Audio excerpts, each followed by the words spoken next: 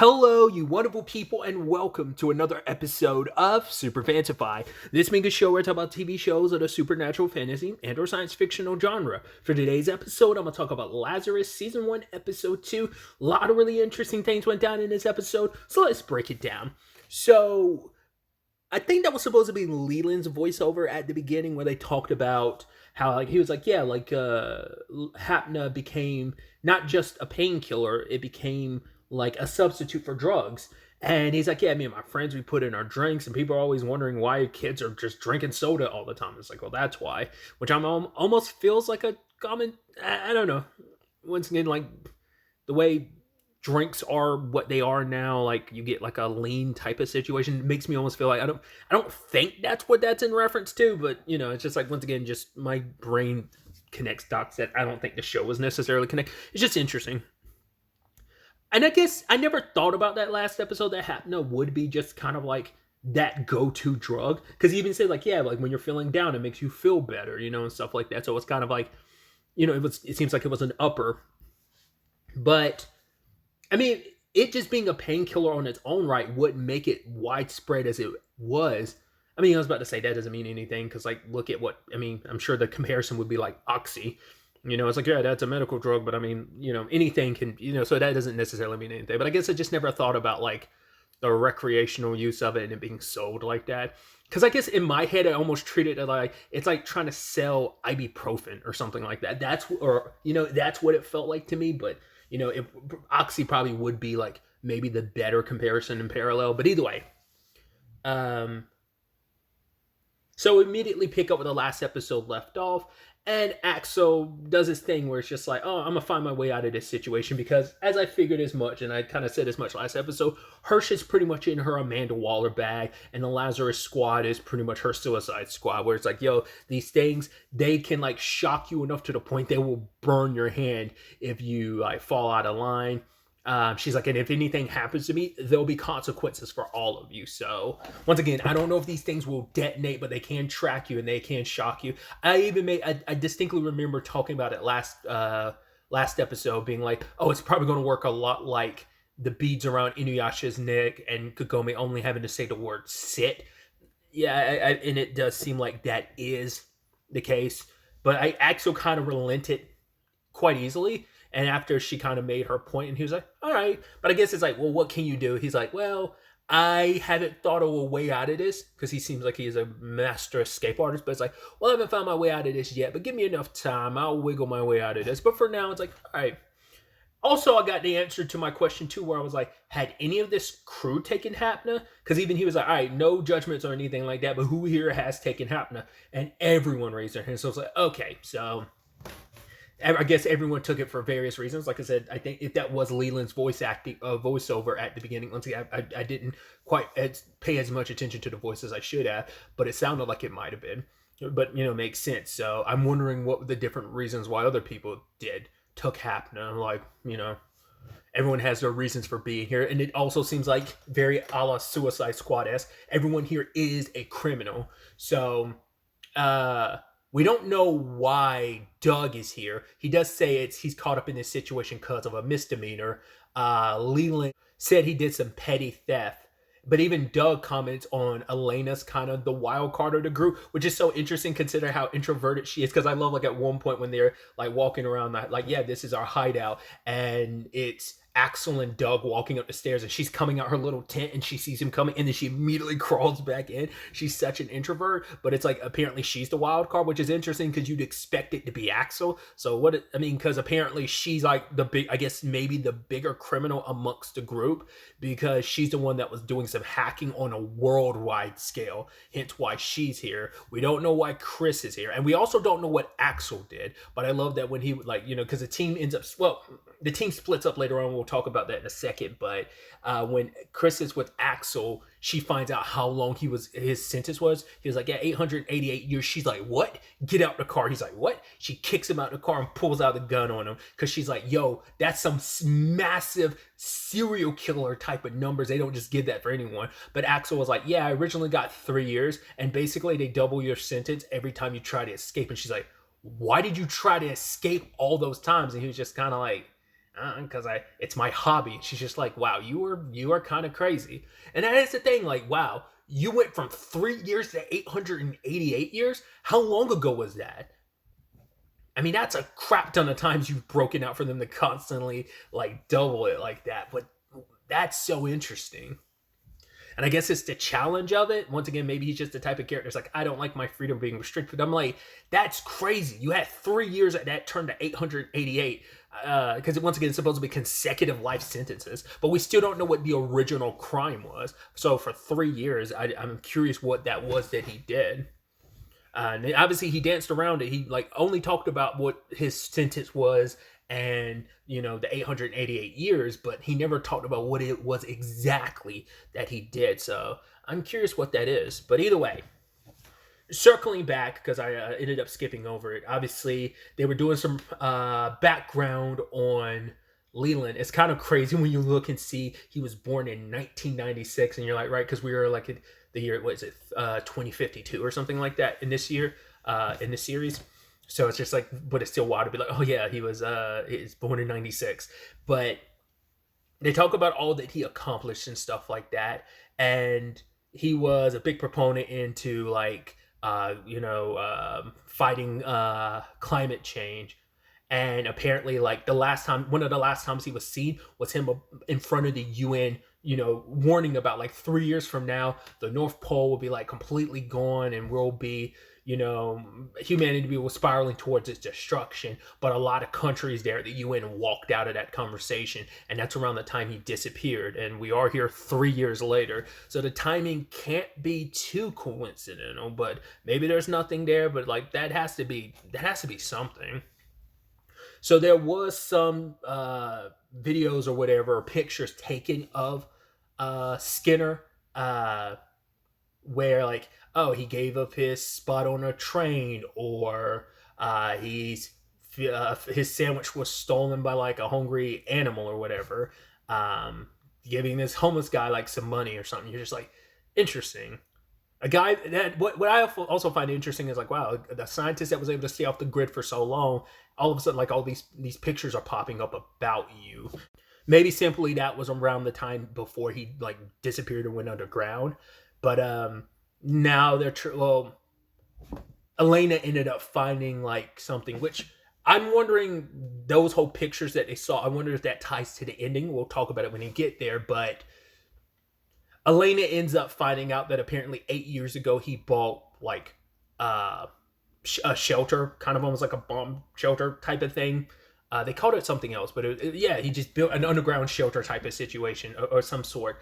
And they can't contact the company that owns it because that company no longer exists. There's no phone number or anything to contact them. So Leland and Doug are investigating the company, while Chris and Axel are actually going to look at the shelter itself. And when they get there, they find a guy just passed out in a chair, a bunch of Hapna around him.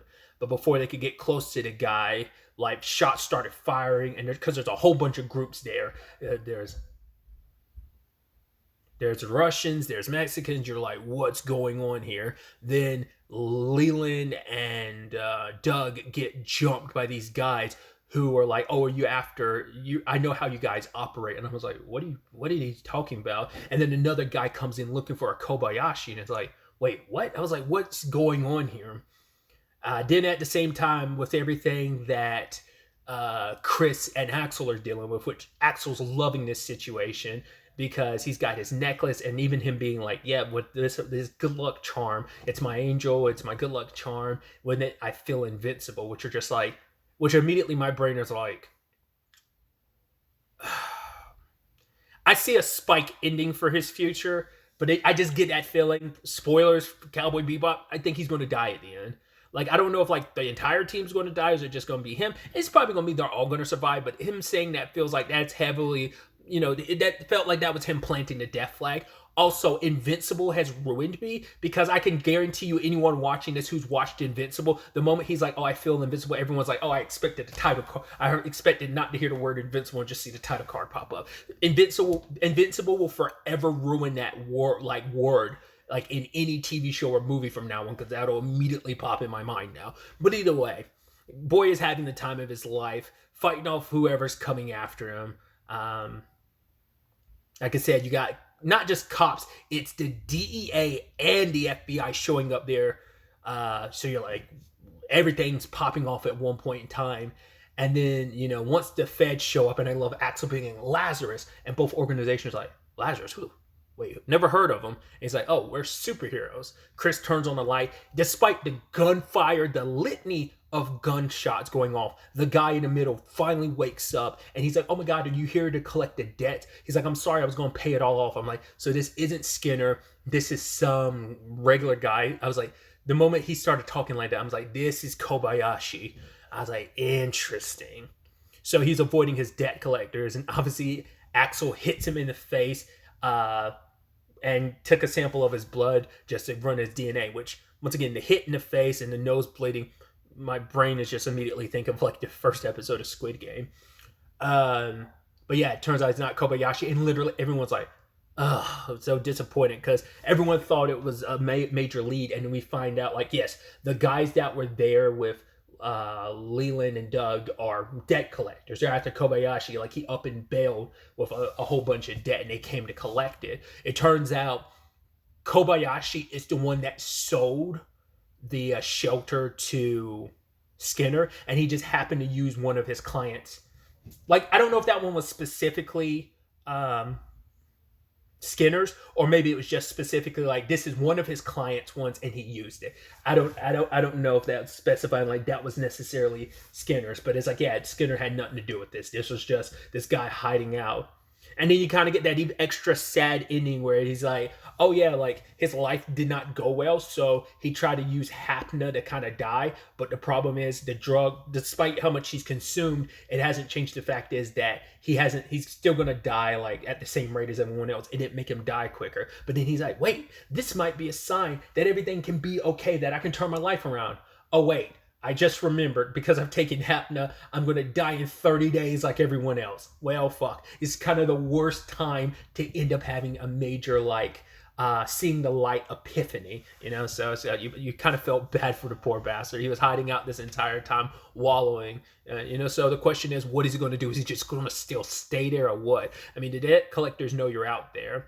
I mean, the people that were there are all after Skinner. So unless Leland and Doug said anything about we found Kobayashi, they will probably not know where he is. So everyone just left him there. No one made him leave because they're here for Skinner, not him. But yeah, it's just showcasing it, and I think it's interesting that literally, once again, like everyone, whether it's just people on their own, whether it's gangs, groups, whatever the case may be, everyone internationally is coming after this. This drug has reached out internationally, so everyone is motivated to find Skinner, because it was even something Axel suggested early on. It's like, well, what if we find Skinner and get the cure and everything, and we hoard it for ourselves, or we basically sell it, which I think Chris and Leland were like, hey, that's not a bad idea, but then Doug had to be like, no, we're not doing that. So yeah, interesting.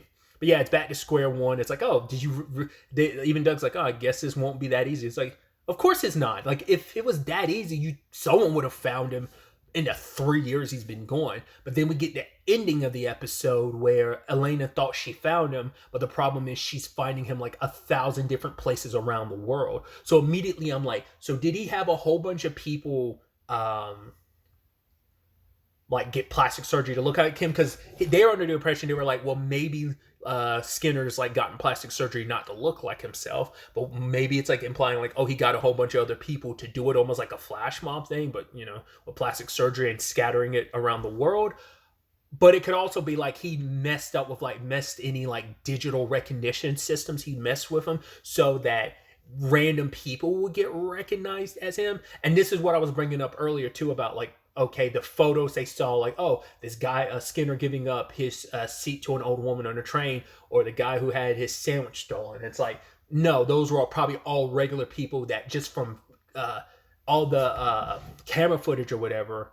But then like the person that was on the train says like, oh yeah, my friend said like they saw him and he ends up being a great crazy, like he ends up being a scientist. Not unless this is like an AI system that he's built to do that. Like it's screwing with like any recognition devices, that was searched through video and all that. And maybe like it made a fake post just to mislead people. So that couldn't be not a real person. That could be like a bot designed to throw people off by putting up these fake.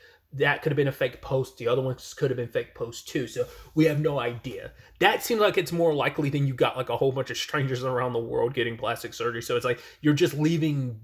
It's meant to be like digital footprints that go nowhere, just leading you in circle, leading you down the wrong path. So that's what I'm thinking it is. But we'll have to wait till next episode to see and get clarity on that situation. And the question I had last episode too kind of stands up, like, who does Hirsch work for? Like, because once again, the FBI and the DEA show up, but they don't know who Lazarus is. It seems like, well, you're kind of like a covert government agency, but I'm like, do you even have any government ties? Or is it just a thing of you're a private organization? Like, who does Hirsch actually work for? Like, is it someone in the government? Seems like it is, but hell, you even had like the FDA is kind of getting raked over the coals because it's like they were like, well, we wouldn't have, how do we know to test for a drug that's going to mutate 3 years from now and become over the course of 3 years and mutate and eventually kill people? So, and also when the news anchor was like that reporter, when she was interviewing Skinner's gardener, he was like, yeah, oh, he had a cat and buried him. It's like, that cat had a good life. And she's just looking so annoyed. It's like, that's not what we're looking for. She's trying to get some insight to Skinner, but like, what do you want me to say? So, yep. So like I said, one dead end and another day ticked off the clock, because I think it said like, what, it's 28 days. No, I don't think it still said 29. I don't remember if it ticked over to 28 days at the end there. I think it might have, but like I said, I'm curious to see like how much time ends up passing between some of the episodes. I mean, once again, this episode was immediately picking up after the last one. That's why it was almost like, well, because I think it was later in the evening by the time we got to the end of the episode, so it probably is shifted over to 28 days. But yeah, it's definitely going to be interesting to see how the next lead manifests and where it ends up taking us. It's probably going to be very much kind of, it's interesting because of the Cowboy Bebop of it all. I can definitely see this having a parallel of like, it is this overarching story. Because like Cowboy Bebop for the most part is very like episodical. Like, oh, you have adventures here and there that seem kind of isolated. But if I remember correctly, I haven't seen the Cowboy Bebop anime in a very long time. But it's pretty much like the final episodes is when you pretty much all plot. So like, it almost feels like this could be that, where it's like most of the season is just going to be episodical like shenanigans, while the overarching it's not going to be one and the same structurally as Cowboy Bebop's story, but I could definitely see the parallels of, it seems like random adventures all leading towards the main plot, but some episodes are going to have more plot progression than others, I'm assuming. But yeah, either way, I'm rambling at this point. I'm excited to ultimately see where all of this ends up taking us going forward into the next episode. But really, that's all I wanted to talk about. So the next time we meet, be happy, be safe, live life to the fullest, and enjoy it. Good day and goodbye.